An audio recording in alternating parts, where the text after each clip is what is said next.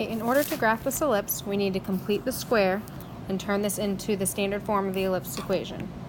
So to complete the square, we need to group our x's, group our y's together, and then get that 16 to the other side. So this turns into x squared minus 4x, 4y squared plus 16y, and then it all equals a positive 16.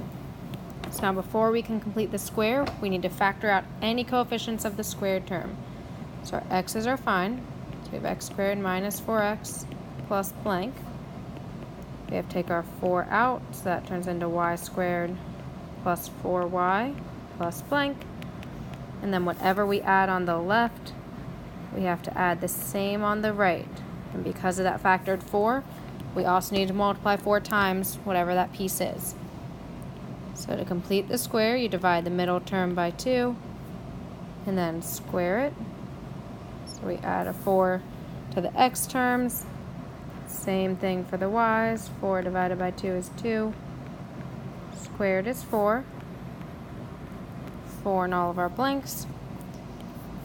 Now we can switch it to be the binomial squared. So for x, we have x minus 2 squared. Remember, it's that middle number after you divide it by 2 before you squared. That goes in the parentheses. So plus 4 times y plus 2 squared equals 16 plus 16 is 32, plus another 4 is 36. So now our last step, we can't have these coefficients out here. And so since they don't both have the coefficient, we know it's an ellipse, so it has to be equal to 1.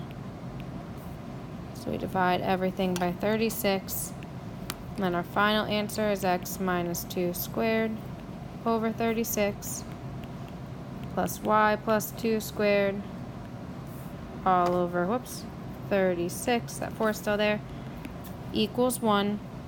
Simplify that out, so take the 4 from the top, flip it to the bottom.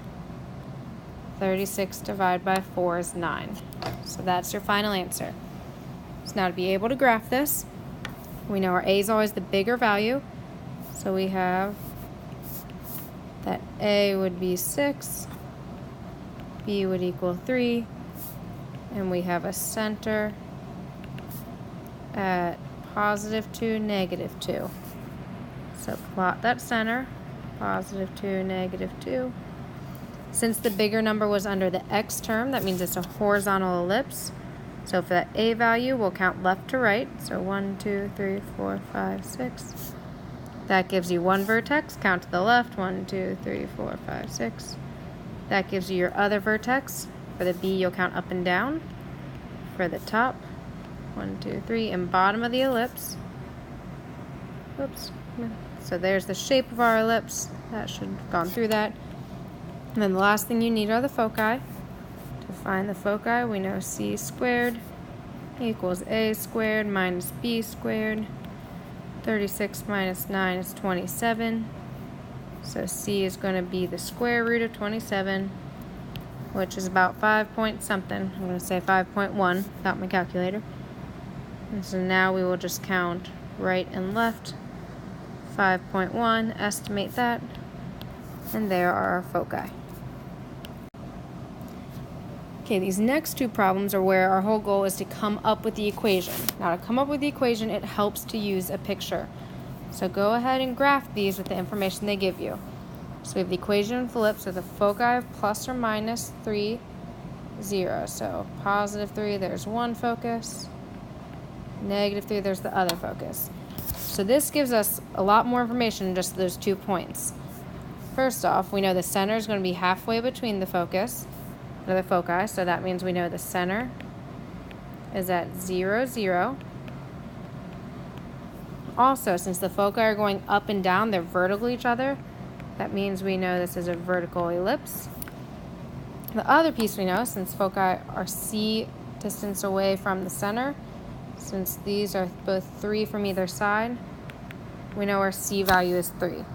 So we got all of that information just from knowing that where the foci were. Now, we also know the minor axis has a length of 10. So the minor axis, that deals with our b's. If the whole thing is a length of 10, that means 2b is equal to 10.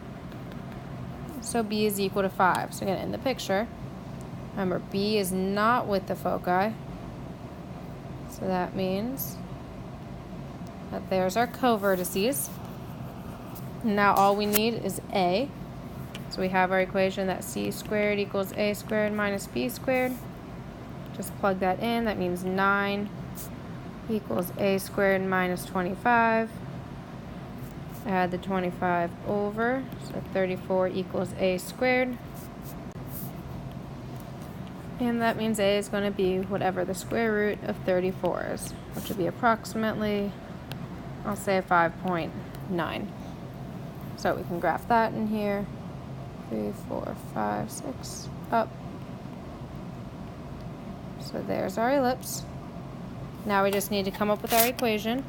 So the center was at 0, 0, so that means it's going to be an x squared and a y squared. You know, it equals 1. And then since it was vertical, that means the bigger value, the a value, should go under the y. So 34 goes under y. Remember, say it's squared, so it's not the square root. And then b squared, 25, goes under the x. And there's your equation. Okay, this last one's another one where we'll help to draw the picture. So we know we have our foci at 9, 4. So 1, 2, 3, 4, 5, 6, 7, 8, 9. 1, 2, 3, 4. And negative 3, 4.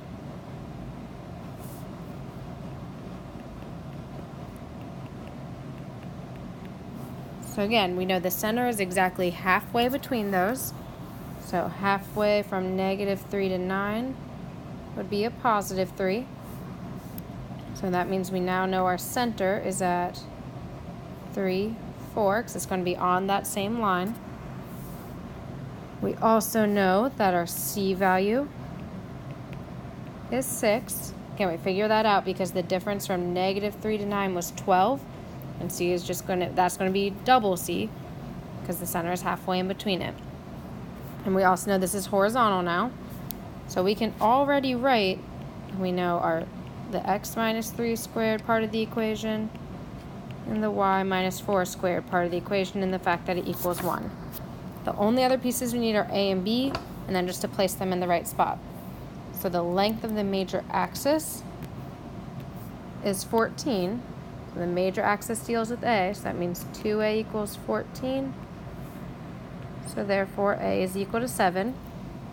Also, since this is horizontal, we know a is going to go under the x. So right away, we know we have a 47 under that x there. We can go ahead and plot those points. Make sure they make sense.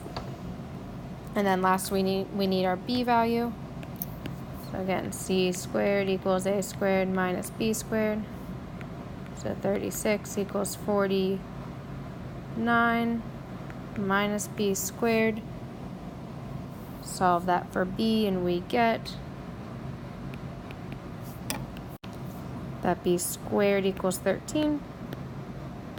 So b is just the square root of 13, which when it goes in the equation, you're putting the squared term in there anyways, so you just put your 13 there. You can plot those points. It'd just be 4 plus whatever root 13 is, which is a little more than 3, and minus. And there's your ellipse. There's your equation.